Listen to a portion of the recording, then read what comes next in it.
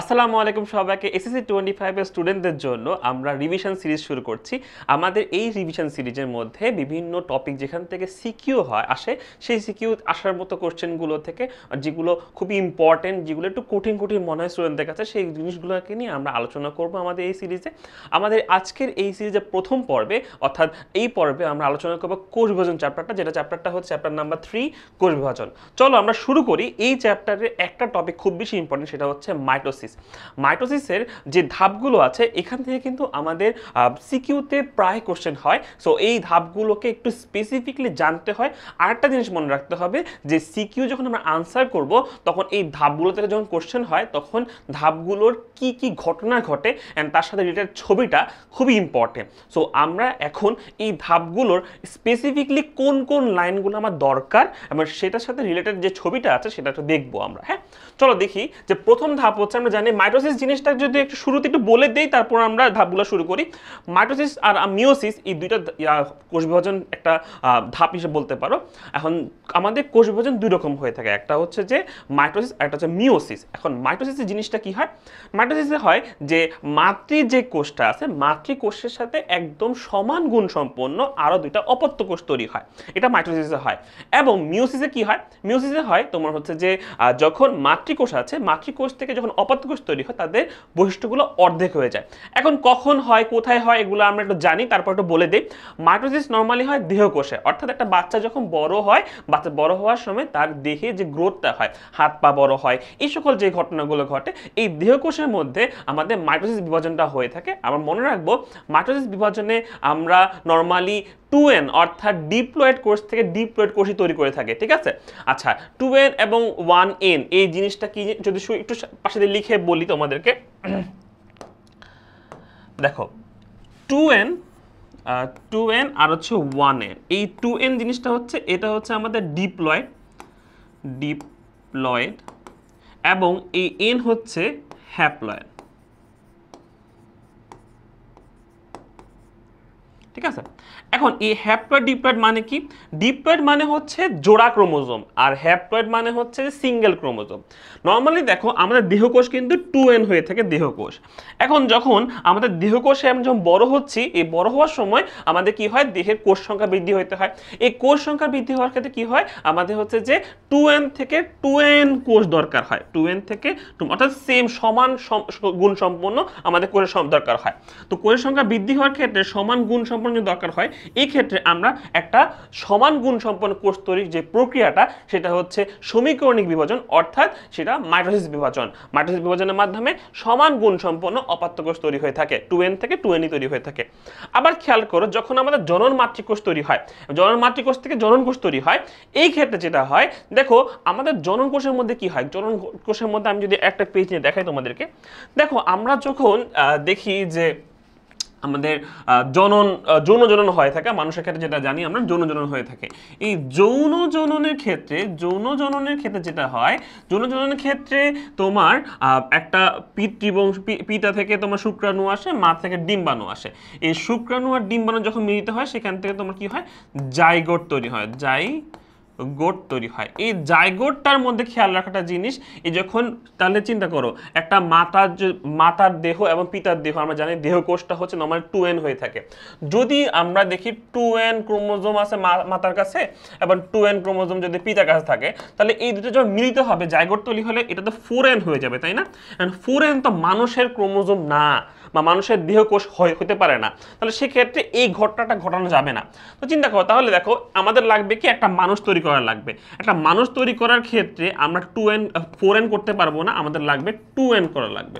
যদি 2n করা লাগে, তার মানে কি দুটো জিনিস মিলিত হয়ে এটা যখন জাইগোট তৈরি হচ্ছে, সেটা যদি 2n করা লাগে, তাহলে সেক্ষেত্রে আমাদের পিতার বংশীয় একটা n লাগবে, এখানে আমার মাতার বংশীয় একটা n লাগবে, রাইট?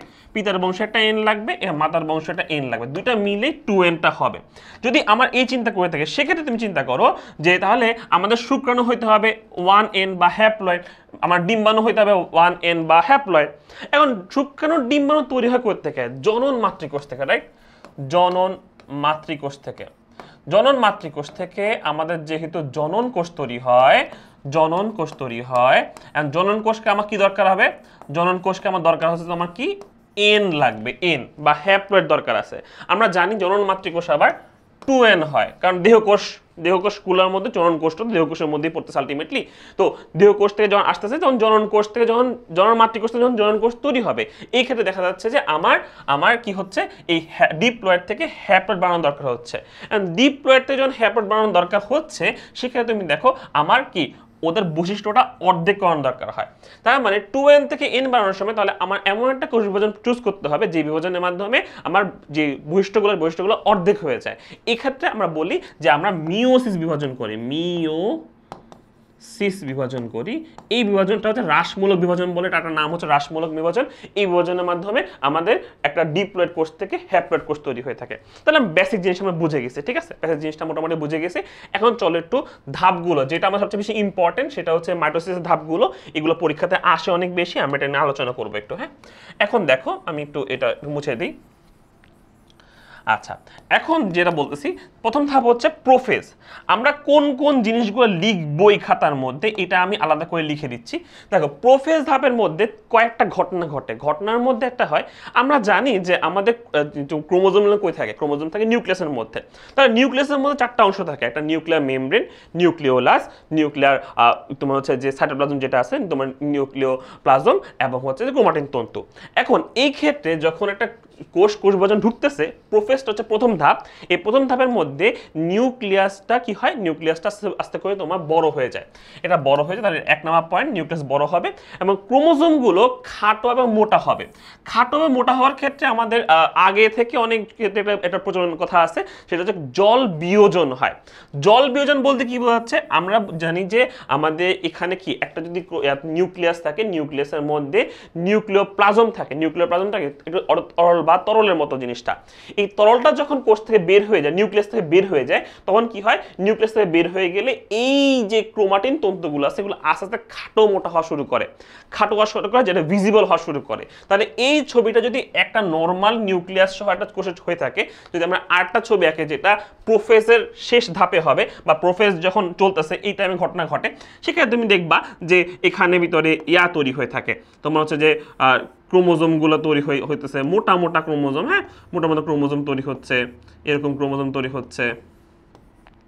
এখানে তোমার আছে, নিউক্লিওলাস আছে, নিউক্লিওলাস পাবা তোমরা এখানে। হ্যাঁ, নিউক্লিওলাসটা পাবা এখানে। হ্যাঁ, এই নিউক্লিওলাস ছিল এখানে, এই নিউক্লিওলাস এখানেও পাবা তোমরা, ঠিক আছে। এখানে বলছে ক্রোমাটিড সৃষ্টি হয়। এই ক্রোমাটিড সৃষ্টি হওয়ার কথাটা বলতে বুঝে কি না, এই যে যখন এগুলো তোমার হচ্ছে কি একটা ক্রোমাটিনগুলা শুরু হয়ে ক্রোমোজোম হয়ে গেছে, এখন তোমার মোটা হয়েছে, খাটো হয়েছে, এই ঘটনা থেকে হয় আর একটা ঘটনা হয়।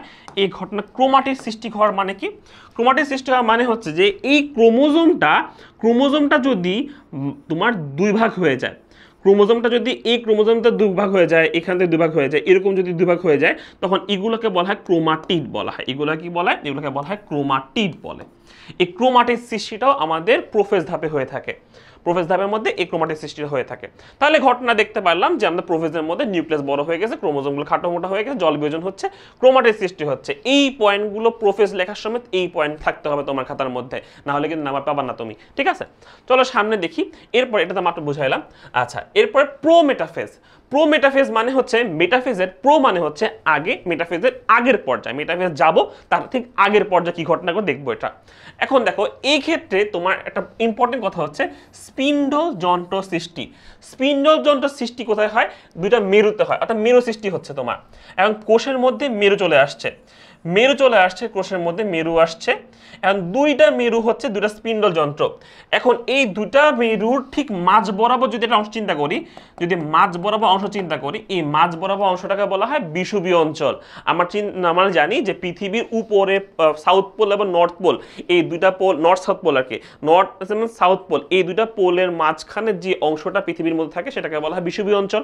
ঠিক এরকম ভাবে এখানে একটা পোল সৃষ্টি হয়েছে বা মেরু সৃষ্টি হয়েছে, এখানে একটা মেরু সৃষ্টি হয়েছে, এটা একটা স্পিন্ডল যন্ত্র, এটা স্পিন্ডল যন্ত্র, এখান থেকে স্পিন্ডল তন্তু তৈরি হবে। এই দুটা মেরুর ঠিক মাঝ বরাবর যে অংশটা পাওয়া যাবে এটাকে বলা হয় বিষুবীয় অঞ্চল। তাহলে মনে রাখো যে স্পিন্ডল যন্ত্র তৈরি হয়ে গেছে। এই ক্ষেত্রে একটা সমস্যা হচ্ছে কি, এই ক্ষেত্রে সময় দেখো ছবিতে আমি এখানে সবুজ দাগ দিয়ে রাখছি, এটা কি, এটা ছিল আগের ছবিতে আমরা যেই নিউক্লিওলাস দিয়েছিলাম, এই নিউক্লিওলাস বলতেছে নিউক্লিয়ার মেমব্রেন দিয়েছিলাম, সেই নিউক্লিয়ার মেমব্রেনটা এখানে বিলুপ্ত হওয়া শুরু করবে, এই জন্য অর্ধেক অর্ধেক কেটে দিছি আমি। হ্যাঁ, নিউক্লিয়ার মেমব্রেনটা চলে যাচ্ছে এখান থেকে, নিউক্লিয়ার মেমব্রেনটা এরকম চলে যাচ্ছে, ঠিক আছে, নিউক্লিয়ার মেমব্রেন চলে যাচ্ছে এবং নিউক্লিওলাসটা অনেকটা তোমার হালকা হয়ে আসে, এগুলো চলে যাওয়া শুরু করে, ঠিক আছে, চলে যাচ্ছে। আচ্ছা, যখন আমাদের প্রো মেটাফেজ শেষ হবে, এই শেষ হওয়ার পরপরই কি হবে, আমাদের যে মেটাফেজ তৈরি হবে। মেটাফেজ ধাপটাতে কি হয়, মেটাফেজ ধাপটাতে ক্রোমোজোম সর্বাধিক খাটো এবং মোটা হয়। মনে রাখো আমাদের কিন্তু প্রোফেজ প্রোমেটাফেজ এই ধাপেও কিন্তু ক্রোমোজোমগুলো মোটা হচ্ছিল, কিন্তু এই মেটাফেজে এসে সবচেয়ে বেশি মোটা হয়, একদম মুটুকুটু হয়, ঠিক আছে। এই মুটুকুটু যখন হচ্ছে তখন মনে রাখবো যে একটা ঘটনা ঘটে, সেটাকে বলা হয় মেটাকাইনেসিস।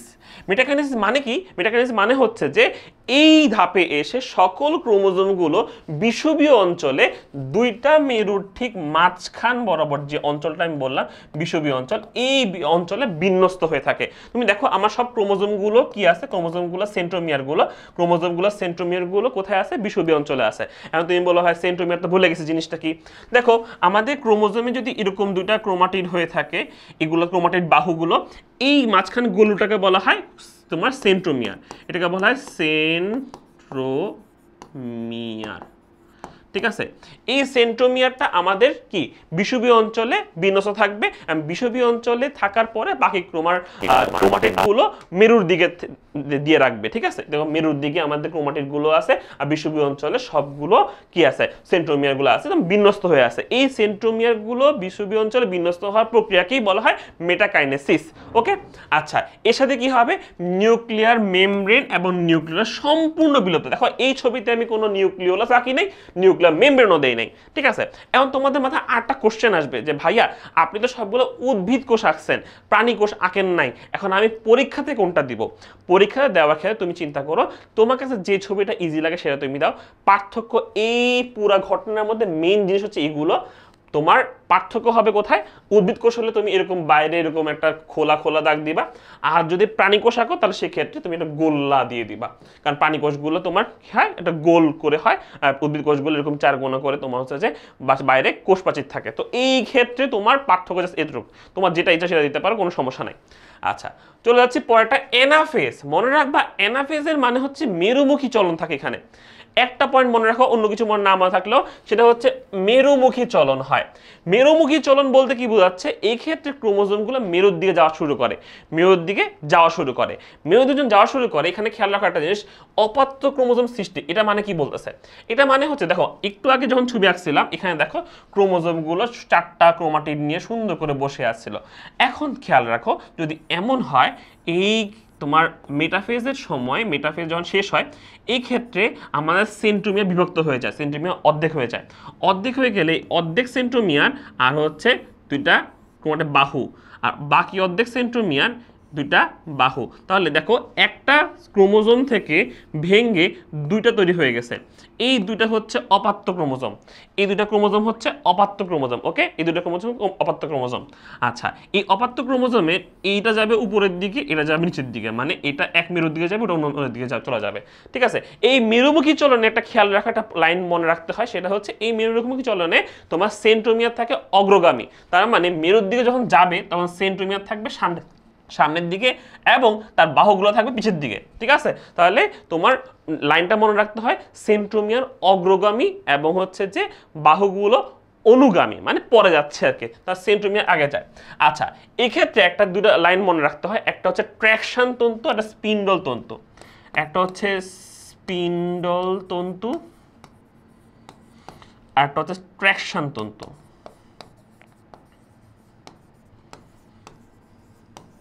এই দুটো জিনিসটা কি এটা মাথায় রাখলেই হবে। দেখো আমাদের এই স্পিন্ডল যন্ত্র থেকে অনেকগুলো তন্তু যাচ্ছে না, দেখতে পাচ্ছি অনেক তন্তু যাচ্ছে। দেখো কিছু তন্তুগুলো দেখো বাহিরে দিয়ে চলে গেছে, কিছু তন্তুগুলো একদম সেন্ট্রোমিয়ার দিয়ে কানেক্ট করে গেছে। যে সকল তন্তুগুলো সেন্ট্রোমিয়ার কানেক্ট করে যায় এইসব তন্তুগুলোকে বলা হয় ট্র্যাকশন তন্তু, যেগুলোর সাথে সেন্ট্রোমিয়ার কানেক্ট থাকে, যেটার সাথে সেন্ট্রোমিয়ার